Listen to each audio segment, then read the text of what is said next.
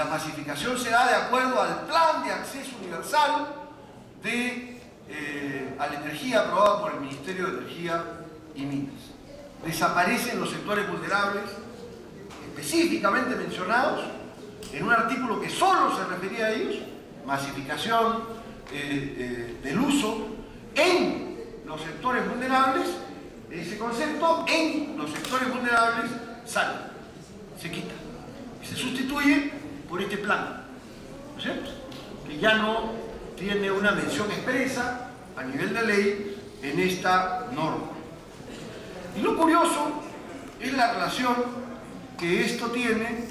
con el tema de del proyecto 1396 respecto al tema de los cambios que se hacen en el proyecto Camisea. Porque en el artículo 4.2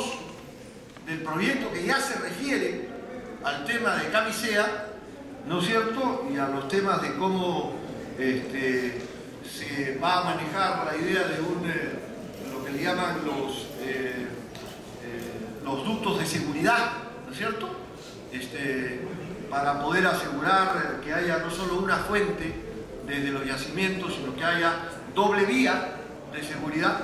Cierto que es en la misma lógica y en la misma área de la que ha hablado el congresista Bedoya, porque los ductos de seguridad están en la misma zona, salen, ¿no es cierto?, de los mismos pozos y se conectan con o sobrepasan, ¿no?, el mismo ducto central que hoy día baja hacia la zona del sur chico, ¿no? Y por lo tanto tiene los mismos temas de seguridad. Pero lo curioso es que en el artículo 4.2 de ese proyecto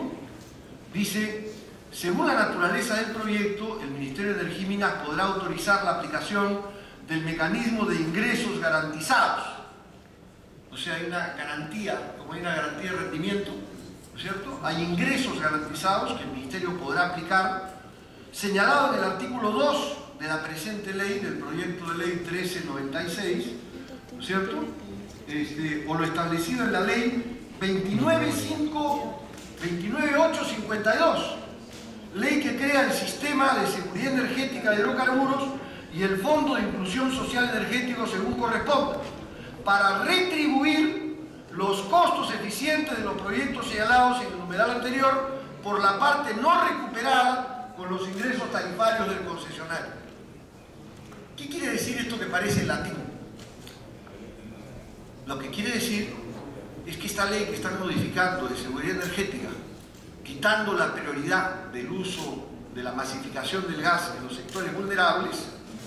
y la creación de este plan, va de la mano con un proyecto que le permite al gobierno utilizar esta ley, que elimina la prioridad de la masificación para los sectores vulnerables, a efecto de utilizar los fondos o los recursos para garantizar los ingresos a los concesionarios que tengan a su cargo el manejo de estos ductos procedentes de Camisea. Entonces, por fin aparece, a mi modesto entender, un lazo entre los proyectos, que en realidad, más que apuntar a la masificación para el consumo vulnerable de los sectores vulnerables que aparecen retirados con la modificación de este artículo, lo que está haciendo es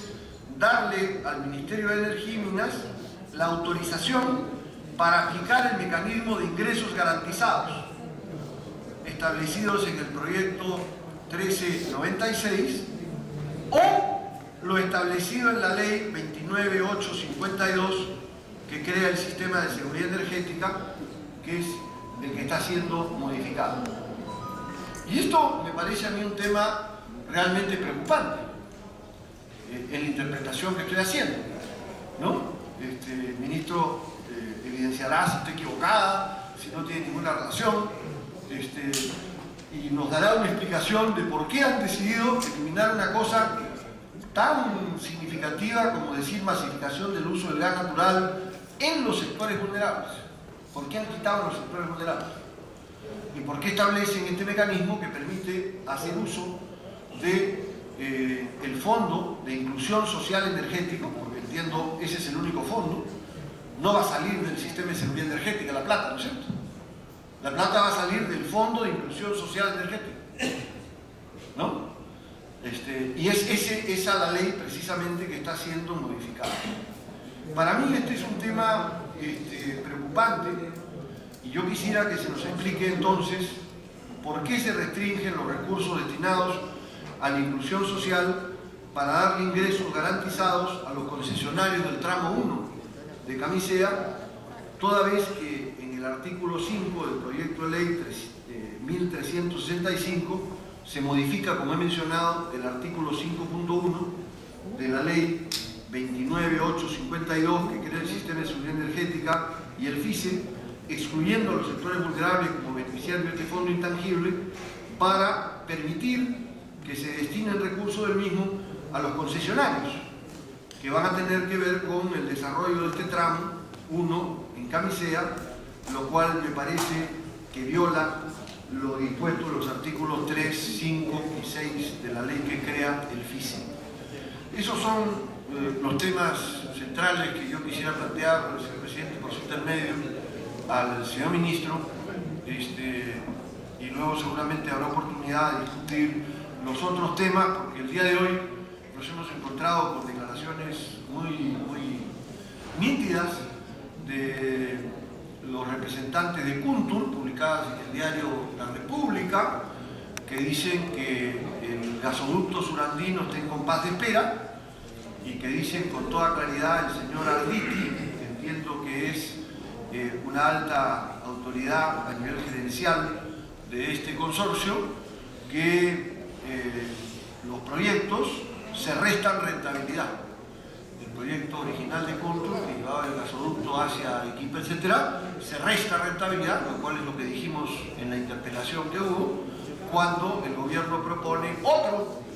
gasoducto directo a Cusco-Puno, de otra envergadura, ¿no es cierto? Y lo que este señor Arditi dice es que ambos proyectos se restan rentabilidad, y detalla que a medida que el insumo, el hidrocarburo, salga del mismo lugar, con el mismo destino y similar flujo, obviamente reduce su potencialidad. O sea que, con toda claridad, están colocando en cuestión la viabilidad y ratificando que esté en compás de espera el tema del gasoducto. Gracias. Más allá de la opinión que uno tenga sobre la valoración que ellos tienen del precio de lo que implicaría el gasoducto, eso que dicho sea paso, al Estado no le costaría nada, porque sería pura inversión privada. Y Ocinermin tendría que tener un mecanismo de regulación, como corresponde a lo que es un costo de transporte, que tiene que tomar en cuenta el criterio de eficiencia, ¿no es cierto? No el criterio de cuánto dice la empresa que le costó, sino el criterio de eficiencia en el transporte de gas, ¿no? Que es un criterio distinto. Pero en fin, este es otro tema que podremos ahondar más adelante, pero me interesaría que se aclare este primer asunto sobre los sectores vulnerables, la masificación y las garantías de recuperación de inversión y de utilidades para los concesionarios, que me parece están abriéndose con este proyecto. Muchas gracias. Gracias, congresista.